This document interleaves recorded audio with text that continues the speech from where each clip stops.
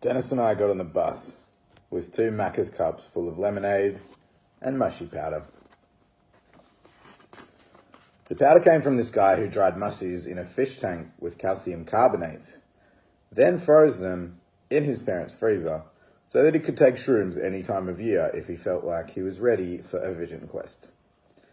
The plan was to go bowling on mushrooms. When we got on the bus, we were still laughing, talking rubbish, joking around. About 25 minutes into the bus ride, I was like, uh-oh.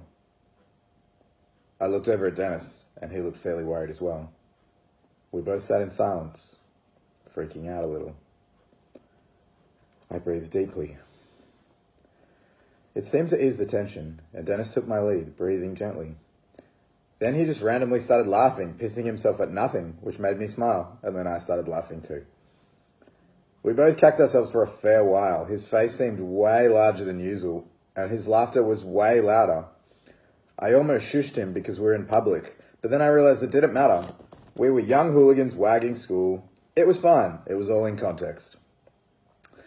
By the time we got off the bus, we were absolutely fucked. Oh my God. I have no idea what to do now. But then Dennis started walking, so I assumed he knew what he was doing. The thing about a shopping centre at lunchtime is that people are walking around everywhere, and if you're kind of dawdling around trying to make sure that your feet are still attached to your body, it can look a lot like meteors are hurtling towards you. It sure felt like that as I dodged all of the pedestrians, spinning out of their way, dodging left and right, covering my head occasionally and blinking profusely. I realised I was probably being ridiculous. But when I looked over at Dennis, he was absolutely freaking out and dodging all the people as well. So I figured I should try and get closer to him and we could deflect the meteors together. I pushed through a group of people, then side to side we swatted our way through everyone, trying not to fall or get knocked over. Then some guy stopped and stared at us, looking confused, possibly at our massive angst and flailing desperation. Dennis looked at me and then looked back at the guy and then he shouted, "Run!" and bolted. I ran after him, no idea where we were going. Turns out running through the shopping centre was way more rewarding. People were moving out of our way, and even when I got distracted by things, I was able to see him in the distance to try catch up to him. Until I saw him up ahead, standing still. I slowed and pulled up next to him. He turned to me with the biggest smile I've ever seen in my life and pointed at the shop window. "Puppies!" It was a pet shop filled with puppies. Fucking gorgeous, adorable little baby dogs. We stood there making "oh" noises and cooing sounds until it got weird. I was still terrified of the meteor pedestrians, but I knew I could just run at them and they would get out of the way, so that helped a little bit. When we finally got inside the bowling alley, I felt exactly as I had when we got off the bus. I have no idea what to do. "We're going to find like a person, he said. Like there should be an office or a desk or something. I was just glad that he was working it out, because to me it just looked like all of the bowling lanes were tunnels that a train was about to come out of. Dennis dragged me towards the desk, and the people in the front of us were paying. Then I stared at them walking off, and the person at the desk looked at me blankly and just said, "Shoes." I had no idea how to respond. I just stared at her. "Give me your shoes." What the fuck? This bitch wants to take your shoes? I started to get angry, like she was messing with me or something, and then Dennis slapped me and smiled. "You need to give her your shoes, and then she'll give you the bowling shoes." So I gave her my shoes, and she gave me the same size clown shoes, which immediately turned into lobsters, and I threw them on the ground and started kicking them while Dennis paid the lady. Dennis grabbed me in my lobster shoes and dragged us towards the lanes, absolutely cacking himself. He sat at the scoreboard thing and put in our names while I stared anxiously down the lane, listening for a train, but I couldn't hear one. So just as I've got my lobsters on my feet, I found a bowling ball that was not terrifyingly heavy and I could fit my fingers in. Disaster strikes. The building is suddenly filled with a horde of differently abled young people who were clearly on some kind of community excursion.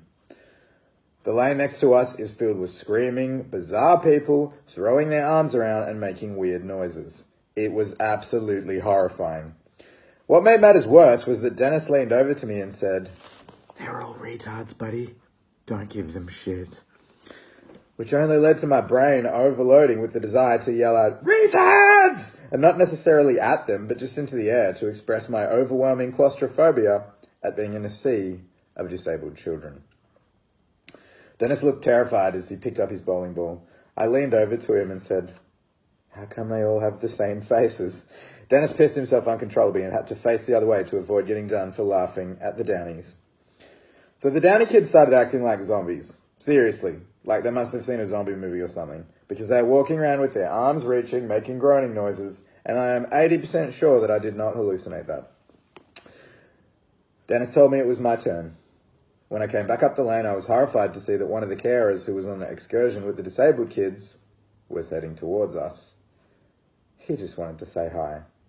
It was awful. I had to stand there and act nice and pretend like there weren't branches growing out of his face and that the Downies weren't eating each other's brains. Who the hell was this guy to impose his agenda on us? Like, who did he think he was? Oh, pleasant chat. Lovely. How about you do something about all those branches, hey, buddy? Ever heard of pruning? Dennis managed to pull it off for quite some time. But at one point, some disabled kid came over and pointed at me and laughed, and the carer dude whacked the kid across the chest, and Dennis lost his friggin' mind. He just grabbed his face and pulled on it and then walked off. I managed to navigate the toilet, and when I was washing my hands, I caught my reflection in the mirror and realized there was a bunch of tree branches growing out of my face. Who was I to judge that guy only moments ago? I was a total branch face myself. Deep down, we're all the same. I felt the need to go make reparations. The background of the men's room started to peel like an ice cube behind me. I think it was something about the dirty glass on the mirror, but all of the room was suddenly a glacier, and several polar bears walked into the men's room and started waddling around.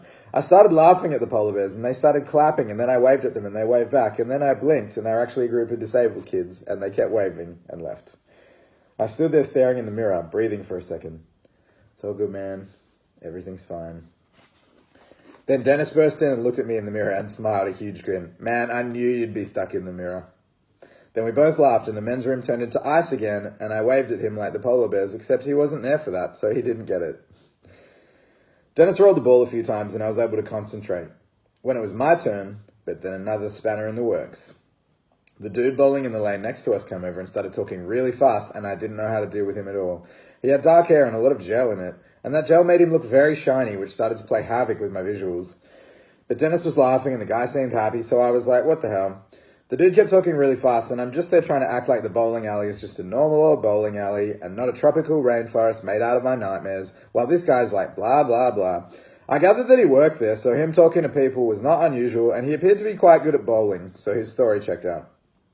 So this guy's bowling and we're bowling, and I can't see the scores because of the sick shit vortex that comes out of the screen when I stare into the light. But Dennis is having fun, disabled kids are happy, and everything's fine. Then the dark greasy guy goes, hey, don't worry, mate, I'm not looking at your ass, which I didn't think anything of immediately. But then he said, oh, maybe I am, and started laughing. It was at this point in time that I again had absolutely no idea what to do. My initial response was, I'm too wasted to deal with being objectified right now. And then I felt bad for women everywhere wanting to get wasted in peace. And then I felt bad for being clueless as to how to respond to being hit on by a man, and wondered if not knowing somehow made me slightly more insensitive to LGBTQIA people than if I had known how to deal with this. Luckily, Dennis walked over and said, oh, what the fuck? Which I knew was not about what the guy had said, but Dennis was not in earshot at the time. The guy, however, thought that Dennis was being homophobic because he looked angry and said, oh, some people. And then Dennis got angry. What are you on about? And they both stood there staring at each other like shit was about to jump off.